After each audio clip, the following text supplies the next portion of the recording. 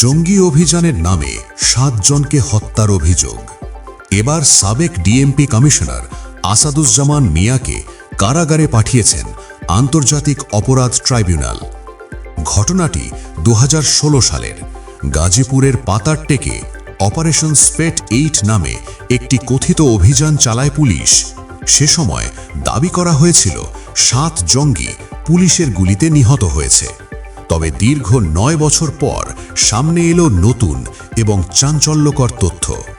অভিযোগ উঠেছে এটি কোনো বিচ্ছিন্ন জঙ্গি দমন অভিযান ছিল না, বরং বিভিন্ন স্থান থেকে মাদ্রাসা ছাত্র ও যুবকদের তুলে এনে পরিকল্পিতভাবে হত্যা করা হয়েছিল।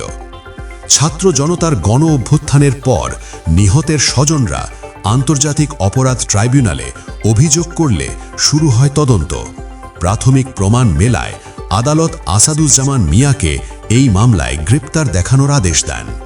এই মামলায় সাবেক আইজিপি জাবেদ পাটোয়ারি সহ আরও অনেক ঊর্ধ্বতন পুলিশ কর্মকর্তা আসামি হিসাবে রয়েছেন।